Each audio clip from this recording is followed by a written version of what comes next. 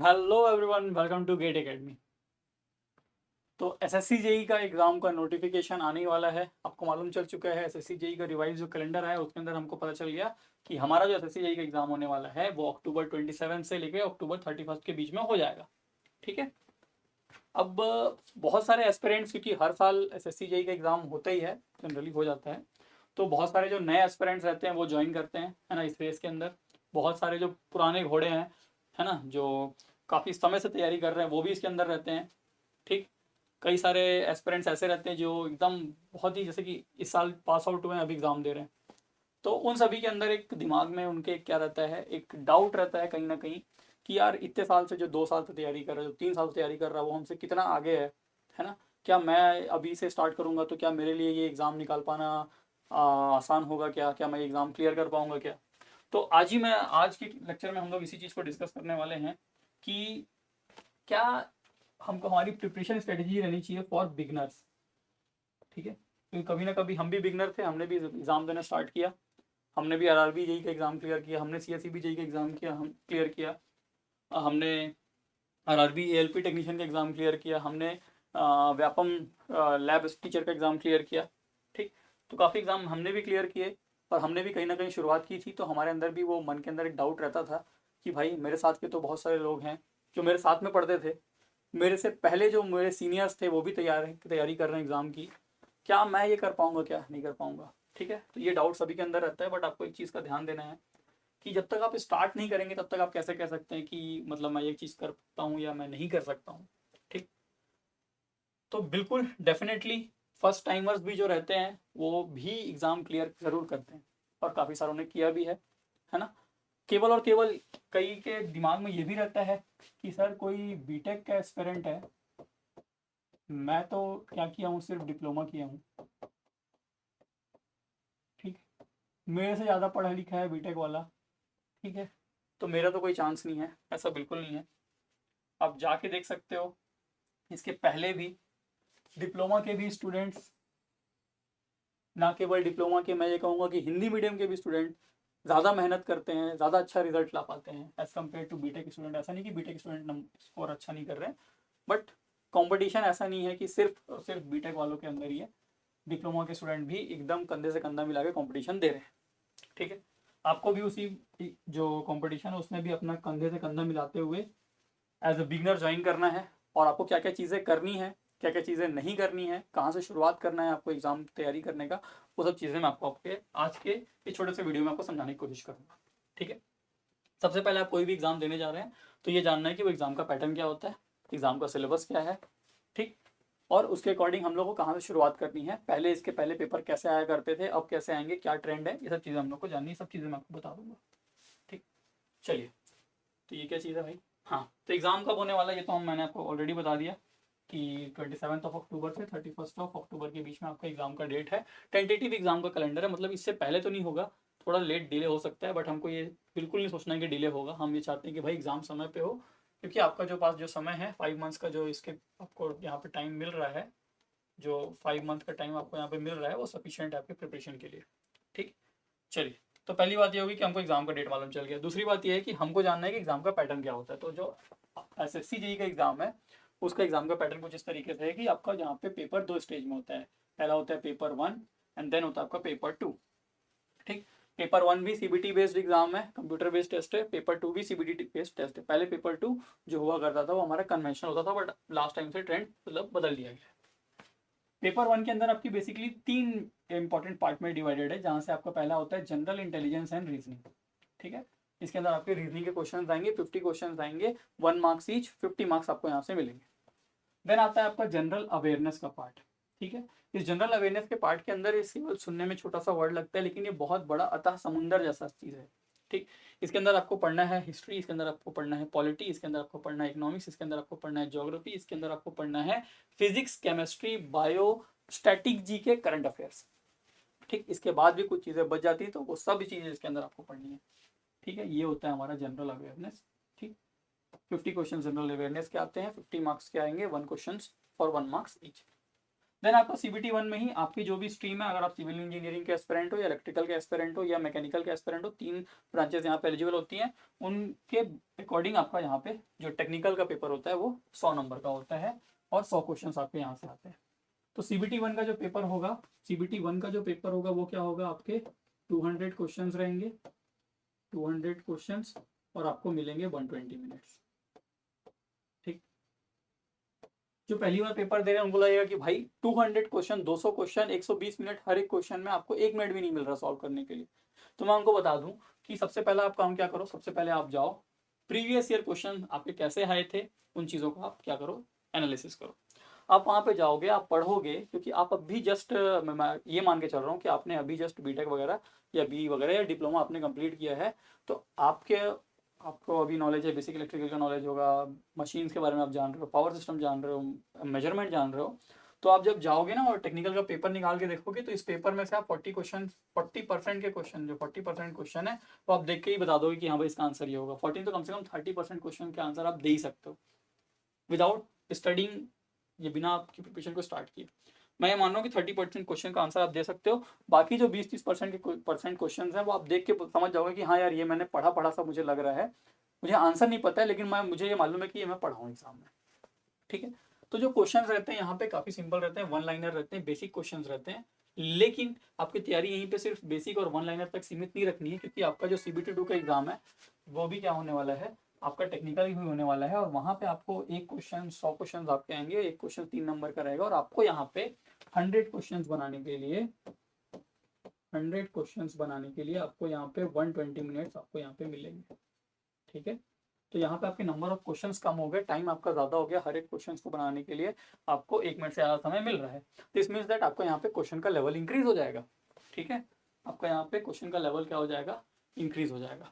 तो इस चीज़ का आप ध्यान रखेंगे कि आप जब भी तैयारी करेंगे तो आपको केवल और केवल सिंपल क्वेश्चन नहीं करने, ताकि आपका CBT 1 क्लियर हो जाए। आपको तैयारी इस तरीके से करनी कि आपका CBT 1 के साथ में CBT 2 का भी प्रिपरेशन हो। ठीक है, तो CBT 1 प्लस CBT 2 बहुत इंपॉर्टेंट है। आपका टेक्निकल की जब भी आप तैयारी करेंगे तो CBT 1 CBT 2 की तैयारी एक साथ करेंगे। ठीक है, कभी भी ये नहीं सोचें कि मैं CBT 1 निकाल लूंगा उसके बाद CBT 2 की तैयारी स्टार्ट करूंगा, ये मिस्टेक है, ये मिस्टेक आप बिल्कुल नहीं करना है आपको। ठीक है, नए एस्पिरेंट्स को मैं बता रहा हूँ। क्लियर, देन ये हमारा हो गया एग्जाम का पैटर्न हो गया। अब एग्जाम के पैटर्न के बाद हम लोग बात करेंगे कि आपको क्या क्या चीज़ें करनी है। ठीक है ना, तो आपको करना क्या है, आपको शुरुआत करना है आपके नोट्स से। आप अपने खुद के नोट्स बनाएंगे, हैंड रिटन नोट्स, अपने खुद के लेक्चर्स आप अटेंड करिए, है ना, अपने नोट्स खुद बनाइए। ठीक, हर एक सब्जेक्ट का नोट्स आपको तैयार करना है, काफ़ी अच्छे तरीके से डिटेल में आप नोट्स को रेडी करिए। ठीक है, आप दूसरा काम आपको ये करना है कि आपका जो एग्ज़ाम हुआ है इसके पहले PYQ देखना है आपको, ताकि आपको PYQ देखने से क्या होगा, आपको प्रीवियस ईयर क्वेश्चंस देखने से आपको एक आइडिया मिलेगा कि भाई मेरे प्रीवियस ईयर में क्वेश्चन के लेवल क्या थे, मेरे क्वेश्चंस किस तरीके से आ जाते थे, मेरे क्वेश्चंस कहाँ से ज़्यादा पूछे जा रहे हैं, कहाँ से क्वेश्चंस नहीं पूछे जा रहे हैं। ठीक है ना, ये आपको आपके PYQ से आपको समझ आ जाएगा। नोट्स या प्रिपरेशन आप जब भी करेंगे आपको एक चीज़ हमेशा ध्यान में रखना है कि आपको जितनी आप टेक्निकल की तैयारी कर रहे हैं उतना ही आपको नॉन टेक की भी तैयारी करनी है। ऑल्दो आपका नॉन टेक केवल और केवल CBT 1 में आ रहा है, लेकिन ये जो नॉन टेक है ये आपका CBT 1 में 100 नंबर का आ रहा है, और जो आपकी मेरिट बनेगी एट द एंड वो CBT 1 प्लस CBT 2 के बेस पे बनेगी। ये नॉन टेक आपका बहुत ही इंपॉर्टेंट रोल प्ले करने वाला है। ठीक है, तो आपको ये नॉन टेक को बहुत ही सीरियसली और बहुत ही सिंसियरली पढ़ना है ना। ये नहीं कि मैं यार टेक्निकल का एस्पिरेंट हूँ, मैं क्यों नॉन टेक पढ़ूंगा, मुझे क्या पड़ी है नॉन टेक पढ़ने की, तो ऐसा नहीं है। अगर आप ये चीज़, आपके मन में ऐसा विचार है तो बिल्कुल इसको त्याग दें भाई, और नॉन टेक को एकदम एकदम गले से लगा लें, अपने खुली बाहों से उसका स्वागत करें और नॉन टेक की तैयारी शुरुआत कर दें। क्योंकि अगर आप ऐसा नहीं करते हो तो आप बहुत बड़ी दिक्कत में पड़ने वाले हो। ठीक है, सिंपल सी बात है, कोई बहुत ज़्यादा इसमें साइंस की चीज़ नहीं है कि मतलब आपको समझने में बहुत दिक्कत हो रही है। तो non tech is as much as important that technical. Technical जितना इंपॉर्टेंट है उतना इंपॉर्टेंट आपके नॉन टेक भी होना चाहिए। ठीक है, CBT 1 तक की बात है, CBT 2 में आप ऐसे भी नहीं आने वाला, टेक्निकल आपको पढ़ना है। वहाँ पे आप जितना आपको जोश है टेक्निकल पढ़ने का वो आप अपना जोश दिखाइएगा। दूसरी चीज़ ये है कि जब भी आप अपना नोट्स बनाएं या जब भी आप कोई चीज़ की तैयारी कर रहे हैं, आप कोई लेक्चर देख रहे हैं, पढ़ रहे हैं, तो सबके मन में एक रहता है कि भाई ये ना मेरा फेवरेट सब्जेक्ट है, फेवरेट सब्जेक्ट। तो फेवरेट सब्जेक्ट जो होता है हर स्टूडेंट का रहेगा, उससे पूछेगा भाई आपका क्या फेवरेट सब्जेक्ट है, तो वो बता देगा भाई मेरा फेवरेट सब्जेक्ट मशीन है, कोई बोलेगा मेरा पावर सिस्टम है, कोई बोलेगा मेरा इलेक्ट्रॉनिक्स है, कोई बोलेगा मेरा मेजरमेंट अच्छा सब्जेक्ट है, मेरे को बढ़िया मज़ा आता है पढ़ने में। तो पहली चीज़ क्या आपको क्या करनी है, ये आपके दिमाग से निकाल देना है कि कुछ भी मेरा फेवरेट है। ठीक, फेवरेट सब्जेक्ट आपको यहाँ पे दिमाग से हटा देना है, बिकॉज जो आपका फेवरेट सब्जेक्ट रहेगा आप उसमें ज़्यादा बहुत ज़्यादा दिमाग देने लग जाओगे, बहुत सारी चीज़ें उसमें जानने की कोशिश करोगे आप। ठीक है, और वो वहाँ पे आपका टाइम वेस्ट होगा। ठीक, ऐसा आपका कोई भी फेवरेट सब्जेक्ट नहीं होना चाहिए। हर एक चीज़ को आप उसकी वेटेज के अनुसार पढ़िए, है ना। हर एक सब्जेक्ट को, हर एक टॉपिक को उसके वेटेज के अनुसार समय दीजिए और उतना पढ़िए। हाँ, आपको पढ़ना है, आप बेसिक इलेक्ट्रॉनिक्स को समय दीजिए, सॉरी बेसिक इलेक्ट्रिकल इंजीनियरिंग को समय दीजिए। बहुत सारा क्वेश्चन, 30% ऑफ द मार्क्स आपके वहीं से आने वाले, क्वेश्चन आपके वहीं से आने वाले हैं, CBT 1 में भी, CBT 2 में भी। आपको पढ़ना है, अच्छे तरीके से पढ़ना है, काफ़ी ज़्यादा आपको पढ़ने का शौक है, आप इलेक्ट्रिकल मशीन्स को पढ़िए। इलेक्ट्रिकल मशीन्स भी आपके 25-30% के क्वेश्चन आपके CBT 1 में भी, CBT 2 में भी इलेक्ट्रिकल मशीन्स आने वाले हैं। आप बहुत ज़्यादा कोई चीज़ को, टॉपिक को लेके बैठिए कि नहीं मुझे ना अपना ये EMF EMT पढ़ने में मज़ा आता है, मैं एकदम बढ़िया समझ जाता हूँ, चार्ज कहाँ है कहाँ नहीं है, गॉस लॉ ये वो।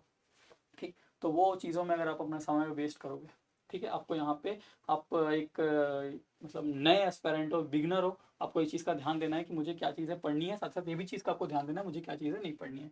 तो ऐसा आपको कोई भी फेवरेट सब्जेक्ट नहीं होना चाहिए, हर सब्जेक्ट को आपको प्रॉपरली ध्यान देना है। PYQ बनाने हैं आपको, नोट्स बनाने हैं, केवल और केवल टेक्निकल पे ध्यान नहीं देना है, आपको नॉन टेक्निकल पे भी उतना ही ध्यान देना है। ठीक है, ठीक, तो आपको अपनी क्या करनी है, प्रायोरिटी सेट करनी है। Set your priority.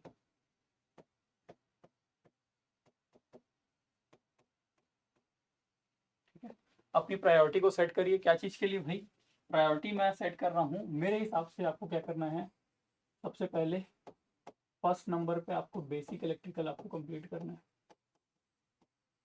Basic electrical engineering. ठीक है, मैं टेक्निकल की बात कर रहा हूँ। सेकंड में आपको कंप्लीट करना है आपका इलेक्ट्रिकल मशीन। ठीक है, थर्ड आपको देखना है power system, electrical power system. ठीक है, इसके बाद आप अपना चाहे तो मेजरमेंट, चाहे तो इलेक्ट्रॉनिक्स, चाहे तो UEET, ठीक है, ये सब चीज़ें आप चालू कर सकते हैं। बट ये तीन जो चीज़ें हैं ये आपको अपनी प्रायोरिटी में एकदम टॉप में रखना है और इसको एकदम शुरुआत कर देनी है। ठीक है, तैयारी किस लेवल की होनी चाहिए, कितनी होनी चाहिए, ये आपको जानना इंपॉर्टेंट है ना। आप ऐसा नहीं अंधाधुंध कुछ भी पढ़ना स्टार्ट कर दो, क्योंकि पढ़ने की कोई सीमा नहीं है। आप पढ़ने को पढ़ सकते हो कि ES लेवल का पढ़ सकते हो, आप पढ़ने को गेट के लेवल के एग्जाम तक की भी तैयारी कर सकते हो, बट वो चीज़ें आपकी यहाँ पे नहीं आएंगी। ठीक है ना, तो जो आएंगी उसका आपको ध्यान देना है। ठीक, आपको जब भी तैयारी करनी है, मैंने आपको पहले भी कहा कि CBT 1 तो आप करोगे ही कर रहे हो, उसके साथ में आपकी CBT 2 की भी तैयारी होनी है। केवल और केवल CBT 1 की अगर आप तैयारी कर रहे हो तो आप ये मान के चलो कि आप फेलियर को अपने पास बुला रहे हो।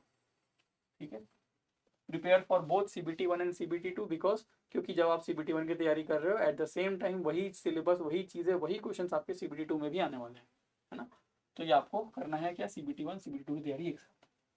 ठीक, ये हो गया हमारे कुछ इंपॉर्टेंट चीज़ें, प्लस साथ ही साथ आपको टाइम मैनेजमेंट, एग्ज़ाम में जो आपका टाइम मैनेजमेंट है वो कैसा है। ठीक, SSC का पेपर, SSC JEE का पेपर CBT 1 का अगर आपको दे दिया जाए और आपको बोल दिया जाए भाई आपके पास 3 घंटे का समय है, ये रहा पेपर, 200 क्वेश्चन आप 3 घंटे में सॉल्व करके दो, हर एक बच्चा 150 प्लस नंबर ला देगा, 160 प्लस नंबर ला देगा। ठीक है, वही लेकिन अगर समय कम कर देंगे, 2 घंटा कर देंगे ना, वही 200 क्वेश्चन 2 घंटे में बनाने हैं, तो बच्चों के 130-140 नंबर लाने में मुश्किल हो जाएगी। तो यहाँ से हमको एक चीज़ समझ आता है क्या, कि सर पेपर का लेवल उतना ज़्यादा नहीं होता, पेपर उतना टफ नहीं होता। बात आके फंसती है कहाँ पे, नए एस्पिरेंट्स के लिए, क्योंकि जो भाई पहली पहली बार एग्जाम दे रहे हैं उनको कैसे समझ आएगा कि मुझे कोई चीज़ को कितने देर में कंप्लीट करना है। तो ये पूरा टाइम मैनेजमेंट का खेल है। आपके जो रीजनिंग वाला जो पार्ट आने वाला है, रीजनिंग का जो पार्ट आने वाला है, स्पेलिंग में एक वो छूट गया है, ठीक है ना, ये मत बोलना भाई कमेंट में स्पेलिंग गलत लिख देता है। तो रीजनिंग का जो क्वेश्चन है वो आपके क्या आने वाले हैं, 50 क्वेश्चन आने वाले हैं, 50 मार्क्स के आने वाले हैं। ठीक है, वहीं पे आपका जो जी जनरल अवेयरनेस वाला पार्ट है वो भी कितने क्वेश्चन आने वाले हैं, 50 क्वेश्चन आने वाले हैं और आपके 50 मार्क्स के आने वाले हैं।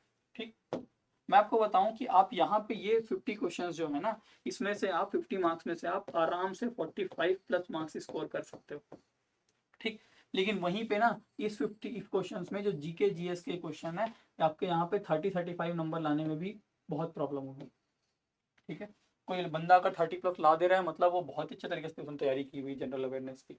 ठीक है, हाँ, अगर आप खुद को कंपेयर कर रहे हो किसी एसएससी सीजीएल वाले बच्चे के साथ या आरआरबी एनटीपीसी के बच्चे के साथ में, तो वो भैया वो इस 50 क्वेश्चंस में आराम से 40 प्लस स्कोर कर लेगा, लेकिन वो कहाँ पे नंबर नहीं ला पाएगा, वो कहीं भी नंबर नहीं ला पाएगा आपके टेक्निकल वाले पार्ट में। तो अपने आप को अपने लाइक मतलब आप जैसे हो, आप तैयारी जिस एग्जाम की कर रहे हो उसी एग्जाम की तैयारी करने वाले बंदे के साथ अपने आप को कंपेयर करिए, दूसरे एग्जाम की तैयारी करने वाले के साथ मत कंपेयर करिएगा। ठीक है, दिक्कत हो जाएगी, क्योंकि भाई जरूरी नहीं कि आप और आपके दोस्त सभी लोग एक एग्जाम की तैयारी कर रहे हो सकता है आप में से कोई बैंकिंग का तैयारी कर रहा होगा, आपका कोई दोस्त बैंक का तैयारी कर रहा होगा, आप आरआरबी जेई की तैयारी कर रहे हो, एसएससी जेई की तैयारी कर रहे हो, आपका कोई और दोस्त होगा वो किसकी तैयारी कर रहा होगा, सीजीएल की तैयारी कर रहा होगा, उसका जीके जीएस बहुत स्ट्रांग होगा, आप उससे जब भी बात करोगे वो बताएगा, हर चीज का आंसर दे देगा, आप नहीं दे पाओगे, क्योंकि भैया उसका तो पूरा 100% ही यही है ना एग्जाम में, आपके लिए नहीं है। आपके लिए तो ये 50% कितना 33% ही है मान लो, 50% तो वहीं चला गया, 25% ही है आपके एग्जाम का। ठीक, तो ये चीज़ आपको ध्यान रखनी है, कंपैरिजन भी किसके साथ करना है। तो रीजनिंग में आपको 45 प्लस स्कोर करना है, जीए में जनरल अवेयरनेस में आपको 30 प्लस स्कोर करने की पूरी कोशिश करनी है, 30 प्लस बहुत अच्छा नंबर रहेगा। ठीक है, 45 प्लस स्कोर करना है, लेकिन अब फिर मैं वही आपको बता जाऊंगा कि अगर आपको पेपर दे दिया जाए और बोल दिया जाए भाई आपके पास 1 घंटा है, ये लो 50 क्वेश्चन सॉल्व करना, आप हर को बंदा सॉल्व कर लेगा, 50-50 डालेगा, लेकिन आपको इसको टाइम को मैनेज करना है और कोशिश करना है कि आप इसको कितने मिनट्स में, 30 मिनट्स में सॉल्व करो। क्या करो इसको, 30 मिनट्स में आपके 50 क्वेश्चंस बनने चाहिए, जिसमें से आपकी एक्यूरेसी भी काफी ज्यादा रहनी चाहिए। तो आपको करना है क्या, आपको रीजनिंग की डेली प्रैक्टिस करनी है, बिकॉज रीजनिंग के भी हर क्वेश्चन आपको 1 नंबर देंगे, वहीं पे आपको जनरल अवेयरनेस के भी हर क्वेश्चन आपको 1 ही नंबर देगा। ठीक है, तो रीजनिंग में आपको कोशिश करनी है कि आपको तैयारी शुरुआत अभी से स्टार्ट कर देना है कि डेली के डेली आप 50 क्वेश्चंस के सेट लीजिए और उस 50 क्वेश्चंस के सेट को जितना जल्दी हो सके सॉल्व करने की कोशिश करें। सिर्फ रीजनिंग का लीजिए, 1 घंटा दीजिए, पहले दिन 1 घंटा लगेगा, एक हफ्ते में बाद आपको और कम समय 50 मिनट्स में आप सॉल्व करने लग जाओगे, अगले एक हफ्ते में आप उसको 40 मिनट्स में सॉल्व करने लग जाओगे, अगले एक हफ्ते में आप क्या कर रहे हो उसको 30 मिनट में सॉल्व करने लग जाओगे। तो 1 महीना समय लगना है और आप क्या कर लोगे अपने इस रीजनिंग के 50 क्वेश्चंस में 45 प्लस आराम से स्कोर कर लोगे विथ आपका ये टाइम के साथ, विद इन टाइम 30 मिनट्स के समय के अंदर आप ये अच्छे से कर लोगे। ठीक है ना, क्यों आपको 30 मिनट्स यहाँ पे देना है, बिकॉज आपके 120 मिनट्स के ही क्या है, 120 मिनट ही आपका एग्जाम का ड्यूरेशन है। ठीक, इसमें से आपको कितने 100 क्वेश्चन टेक्निकल के हैं, तो मैं ये मानता हूँ कि आपको इस टेक्निकल को पढ़ने के लिए, समझने के लिए कम से कम नहीं तो 70 मिनट्स तो लगेंगे ही। 1 घंटा तो बहुत ही कम है, 1 घंटा 10 मिनट, 1 घंटा 20 मिनट आप समय दे पाओ, क्योंकि जनरल अवेयरनेस के क्वेश्चन ऐसे रहेंगे, आप पढ़ोगे आपको आता है तो आप आंसर कर पाओगे, आप नहीं आता है तो आंसर नहीं कर पाओगे, इसमें कोई लॉजिक लगना नहीं है, कोई मैथमेटिक्स है नहीं, आपने पढ़ा है आप जानते हो तो आंसर आपको मालूम है, अदरवाइज आपको आंसर नहीं पता है। ठीक है, तो ये जो आपके 50 क्वेश्चन है ना, इसको आपको करने में मुश्किल से मेरे ख्याल से 20 मिनट्स लगेंगे, मैक्स टू मैक्स 20 मिनट्स लगने चाहिए, इतने में आपको ये क्वेश्चन सॉल्व हो जाने चाहिए।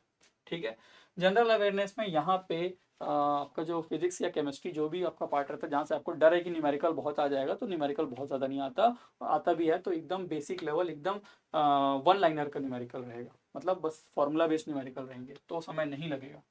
कोशिश करना है आपको कि ये 50 क्वेश्चंस को आप 20 मिनट्स में कंप्लीट कर लें, बाकी जो आपको पूरा बचा टाइम है वो आपको टेक्निकल में देना पड़ेगा, बिकॉज टेक्निकल एग्जाम चाहे भले ही कितना भी इजी क्यों ना हो, बट आपको वहाँ पे समय देना पड़ेगा, वो आपका मेन जगह है, आपको वहाँ पे स्कोर करना है 80।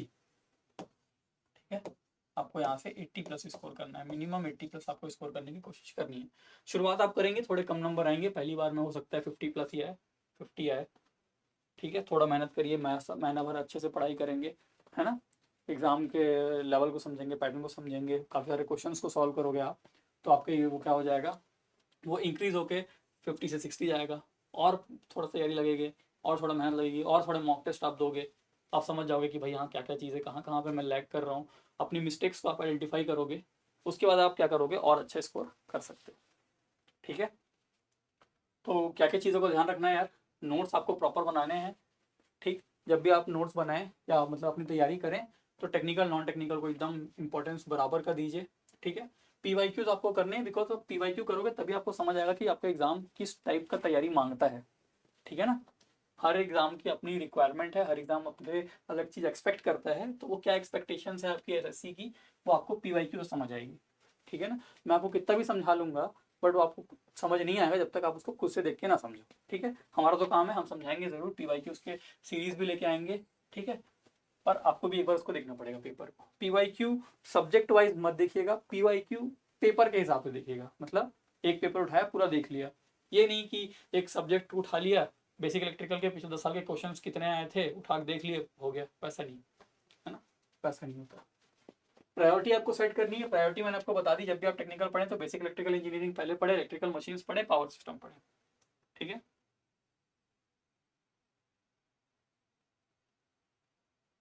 ठीक, देन आफ्टर दैट आप उसके आगे मेजरमेंट पढ़ सकते हैं, इलेक्ट्रॉनिक्स पढ़ सकते हैं, यूडब्ल्यूटी पढ़ सकते हैं। कोई भी चीज़ आपको छोड़नी नहीं है, कोई भी टॉपिक आपको छोड़ना नहीं है, बिकॉज क्वेश्चंस यहाँ पे बेसिक बेसिक ही आते हैं, हर एक सब्जेक्ट का हर एक टॉपिक का आपको नॉलेज होना चाहिए, हर एक चीज़ को आपको टच करना है ना, तो आपको ये चीज़ें होंगी।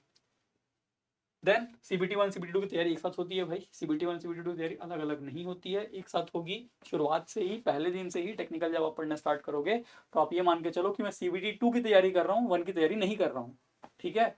तब आपका सीबीटी 1 सीबीटी 2 सब एक साथ कंप्लीट हो जाएगा। देन इंपॉर्टेंट चीज़ है टाइम मैनेजमेंट। टाइम मैनेजमेंट कैसे करना है, क्यों जरूरत है, वो चीज़ मैंने आपको यहाँ पे समझा दी, ठीक है ना। क्लियर इतनी बात। अब मैं आपको बताऊंगा कि ये सब चीज़ें आपको स्मार्टली करनी है, इफेक्टिवली करनी है, और कम से कम समय में करनी है। कितने समय में करनी है भैया, 5 मंथ्स में करनी है। तो आप कहाँ से शुरुआत करें, कैसे शुरुआत करें, क्या चीज़ों को पढ़ें। मैं कैसे समझूं कि मैं तो नया हूँ सर, मुझे कैसे मालूम चलेगा मुझे ये टॉपिक्स पढ़ने हैं, मुझे ये टॉपिक्स नहीं पढ़ने हैं, किसको मुझे इंपॉर्टेंस देनी चाहिए, किसको मुझे इंपॉर्टेंस नहीं देनी चाहिए। क्योंकि नॉन टेक्निकल वाला पार्ट भी है, इसके अंदर ये जो जनरल अवेयरनेस वाला भी पार्ट आएगा, जी ये वाला पार्ट आएगा, उसके अंदर history, polity, physics, geography, science, है ना, biology, economics, geography, polity, modern history, ancient history, static GK, current affair सब आने वाला है। उसको हम लोग कैसे टैकल करेंगे, उसको हम लोग कैसे कर पाएंगे। तो ये सब चीज़ के लिए आपको चाहिए क्या, प्रॉपर गाइडेंस, गाइडेंस आपको चाहिए, ठीक। वो गाइडेंस आपको कौन प्रोवाइड करेगा, वो गाइडेंस आपको गेट एकेडमी प्रोवाइड करेगा। कैसे प्रोवाइड कर रहा है भाई गेट एकेडमी आपको गाइडेंस, गेट एकेडमी आपको प्रोवाइड कर रहा है एसएससी जेई का कोर्स, केवल और केवल कितने में, मात्र और मात्र 777 रुपीज़ में। 777 रुपीज़ के अंदर आपको 1 ईयर की वैलिडिटी के साथ में हम आपको प्रोवाइड कर रहे हैं एसएससी जेई का, ठीक। ये जो एसएससी जेई का हमारा कोर्स रहेगा, ये technical non technical CBT 1 CBT 2 सभी चीज़ें इसके अंदर इंक्लूड है, ठीक है। टेक्निकल भी है, टेक्निकल, टेक्निकल, नॉन टेक्निकल, ठीक है। ये और ये टेक्निकल वाला जो पार्ट है ये सीबीटी 1, क्योंकि हम जो पढ़ाएंगे वो आपको सीबीटी 1 और सीबीटी 2 एक साथ तैयारी की जाएगी, और सीबीटी 2 सभी चीज़ें इसके अंदर इंक्लूडेड हैं, ठीक है। इसके अंदर आपके बहुत सारे प्रैक्टिस क्वेश्चंस भी हैं, प्रैक्टिस क्वेश्चंस हैं, बहुत सारे आपको एमसीक्यूज प्रोवाइड किए गए हैं, बहुत सारे स्टडी मटेरियल्स हैं इसके पास आपको यहाँ पे प्रोवाइड किया जाएगा, स्टडी मटेरियल्स हैं, ठीक है। बेसिक टू एडवांस लेवल तक की आपको यहाँ पे तैयारी सब चीज़ें आपको प्रोवाइड की जाएंगी। तो ये कोर्स आपको कितने का है, मात्र 777 रुपीज़ का। कहाँ से आपको जाके अवेल करना है, इसके लिए आपको जाना पड़ेगा प्ले स्टोर में जाइए, गेट एकेडमी की ऐप को इंस्टॉल करिए, वहाँ से आप जाएंगे, आपको वहाँ पे एसएससी के कोर्स में जाके एनरोल कर लेना है अपने आप को, ठीक है। कौन कौन से ब्रांचेस वाले एलिजिबल हैं, इलेक्ट्रिकल, मैकेनिकल एंड सिविल, ये 3 ब्रांचेस के स्टूडेंट्स एस्पिरेंट्स क्या होते हैं, एलिजिबल होते हैं, उन सभी के लिए हमारे पास यहाँ पे कोर्स है, ठीक। आप कोई और एग्जाम की तैयारी कर रहे हो, आप ऑल स्टेट किसी और एजेई एग्जाम की तैयारी कर रहे हो दूसरे किसी स्टेट के, तो भी आपके लिए हमारे पास अच्छा कोर्स है, और केवल 777 रुपीज़ में ये भी कोर्स है। इसके अंदर आपका जो इलेक्ट्रॉनिक्स एंड टेलीकम्युनिकेशन के स्टूडेंट्स हैं उनके लिए भी हमारे पास यहाँ पे well design exam oriented course यहाँ पे अवेलेबल है, ठीक। हमारे पढ़ाने का जो तरीका है वो कैसा है, इंग्लिश में रहेगा। लैंग्वेज का मतलब जैसे कि हम बोलना समझाना हर चीज़ हिंदी इंग्लिश दोनों में रहेगी, हिंदी में समझाएंगे इंग्लिश में समझाएंगे, और नोट्स जो आपको रहेगी वो इंग्लिश में प्रोवाइड की जाएगी। ठीक है, जो मोड है हमारे पास वो क्या है, लाइव रिकॉर्डेड है, मतलब लाइव लेक्चर्स थे वो रिकॉर्डेड फॉर्म में आपको प्रोवाइड कर दिए गए हैं। ठीक है, मल्टीपल फैकल्टीज, अलग अलग फैकल्टीज अपने अपने कोर्स को अपने अपने सब्जेक्ट को यहाँ पे उन्होंने डील किया हुआ है, हर चीज़ें आपको यहाँ पे प्रोवाइड की गई है। ठीक है, तो इस तरीके से आप हमारे कोर्स में आप गेट एकेडमी के साथ एनरोल करके अपनी प्रिपरेशन को स्टार्ट कर सकते हैं, जहाँ से आपको प्रॉपर गाइडेंस मिल जाएगा, आपको क्या चीज़ें को तैयारी करनी है, किसको प्रायोरिटी देनी है, क्या टॉपिक्स आपको बहुत इंपॉर्टेंट है जिसको आपको अच्छे तरीके से पढ़ना है, क्या न्यू ट्रेंड्स हैं, ये सब चीज़ें आपको यहाँ से मालूम चल जाएंगी। ठीक है, यहाँ पे आपको मैं एक और चीज़ बताना चाहूँगा कि गेट एकेडमी ने इलेक्ट्रिकल एस्पिरेंट्स के लिए प्रीवियस ईयर, क्योंकि मैंने आपको बताया कि आपको PYQs देखने हैं, है ना, आपको पिछले साल के जो क्वेश्चंस हुए हैं, इससे पहले जो पेपर हुए हैं, उस क्वेश्चंस को आप देखोगे, एनालिसिस करोगे, तो आपको समझ आएगा कि हाँ भाई मेरे पेपर में इस टाइप के क्वेश्चंस पूछे जाते हैं, मुझे इस टाइप के क्वेश्चंस की तैयारी करनी है। आप प्रीवियस ईयर के क्वेश्चंस आप सॉल्व करोगे तो आपको कॉन्फिडेंस आएगा कि हाँ यार मैं तो इतना PYQ में मैं इतने नंबर ला ले रहा हूँ, तो आपको वहाँ से कॉन्फिडेंस मिलेगा। तो SSC JEE इलेक्ट्रिकल के लिए हम लोगों ने इंडिया का सबसे पहला subject wise and year wise E book निकाला हुआ है। ठीक है, इलेक्ट्रिकल इंजीनियरिंग एस्पिरेंट के लिए 2007 से लेकर 2024 तक के अभी तक जितने भी आपके एग्जाम हुए हैं SSC JEE के, वो सभी चीज़ों को हम लोग ने यहाँ पे कंपाइल किया है, और इसकी प्राइस है, ई बुक की प्राइस है केवल और केवल 222 रुपीज़ प्लस एक मिनिमम सा GST। तो ये भी आपको कहाँ मिलेगा, ये भी आपको जाना पड़ेगा प्ले स्टोर में। प्ले स्टोर में जाएंगे, गेट एकेडमी की ऐप को इंस्टॉल करेंगे और वहाँ से जाकर के आप अपना इस ई बुक को खरीद सकते हैं। ठीक है, मैंने आपको बताया था कि आपको तैयारी केवल और केवल टेक्निकल की नहीं करनी है, आपको तैयारी करनी है नॉन टेक वाले पार्ट की भी। और नॉन टेक वाले पार्ट में मैंने आपको बताया कि आपका जो रीजनिंग वाला पार्ट है, ये रीजनिंग का पार्ट आपको बहुत इंपॉर्टेंट है, बिकॉज रीजनिंग वाले पार्ट में आपको 45 प्लस स्कोर करना है। ठीक, एग्जाम का जो रीजनिंग का जो पैटर्न है SSC का, ये हर साल एक जैसा ही रहता है, वो चेंज नहीं होता, बिकॉज वो टेस्ट कर रहा है आपकी टाइम मैनेजमेंट को, ना कि आपकी इंटेलिजेंस को। ठीक है, इंटेलिजेंस टेस्ट होती है बट वो बहुत ही सिंपल क्वेश्चंस रहते हैं, बहुत ही इजी क्वेश्चंस रहते हैं। आपका मेन खेल यहाँ पे टाइम मैनेजमेंट का है। तो आप टाइम मैनेजमेंट किस तरीके से काफी बेहतर तरीके से कर पाओगे, वो आपको कैसे समझ आएगा, वो भी आपको कैसे समझ आएगा कि आप जब प्रीवियस ईयर क्वेश्चंस देखोगे। तो हमारे पास 2010 से लेकर 2024 तक के जितने भी जनरल इंटेलिजेंस एंड रीजनिंग के क्वेश्चंस हैं, उसका हम लोग ने आपको ई बुक में सब कंपाइलेशन करके प्रोवाइड किया है, और ये भी केवल 222 रुपीज़ प्लस GST के एक मिनिमम से प्राइस में आपको यहाँ पर प्रोवाइड कर रहे हैं। ठीक है, सेम प्रोसेस है यहाँ पे भी। आपको आप जाने के लिए क्या करना है, प्ले स्टोर में जाएंगे, गेट एकेडमी की ऐप को इंस्टॉल करिए, वहां से जाकर के आप अपने SSC JEE के जनरल इंटेलिजेंस एंड रीजनिंग की ई बुक अवेल कर सकते हैं। ठीक, तो that's all for our beginners. Beginners के लिए हमारे पास ये चीज़ें हैं। साथ ही साथ हम लोग आपके लिए जो बीच बीच में गाइडेंस जो आपको ज़रूरत पड़ रही है एग्ज़ाम के जैसे एग्ज़ाम आते जाएगा, क्या क्या चीज़ें की आपको रिक्वायरमेंट, क्या क्या चीज़ें आपको पढ़नी है, क्या इंपॉर्टेंट टॉपिक्स हैं, क्या इंपॉर्टेंट PYQs हैं, मोस्ट इंपॉर्टेंट टॉपिक्स, सब चीज़ें मैं आपके लिए यूट्यूब में लेके आऊँगा, है ना। आपको सब चीज़ें यहाँ पर मैं आपको यूट्यूब में प्रोवाइड करूँगा। ठीक, तो भाई जो लोग नए हैं उनको बिल्कुल ये नहीं सोचना है कि भाई मैं नया हूँ, मैं फर्स्ट टाइम तैयारी कर रहा हूँ, क्या मेरे इस बार सिलेक्शन होगा। बिल्कुल सिलेक्शन होगा, आपको बस एक सही गाइडेंस की ज़रूरत है और हार्डवर्क की ज़रूरत है। तो गाइडेंस हम आपको प्रोवाइड करेंगे, हार्डवर्क आपको करना है, हार्डवर्क हम भी करते हैं आपके लिए, है ना। तो उसी तरीके का हार्डवर्क आपको भी करना है। तो बिल्कुल आप SSC JEE की जो वैकेंसी, SSC JEE का जो एग्ज़ाम है 2025 का, उसको आप बिल्कुल क्रैक कर सकते हो। ठीक है, चलिए फिर मिलते हैं अपने नेक्स्ट एक और किसी वीडियो में हम लोग मुलाकात करेंगे। ठीक है, चलिए बाय, जय हिंद।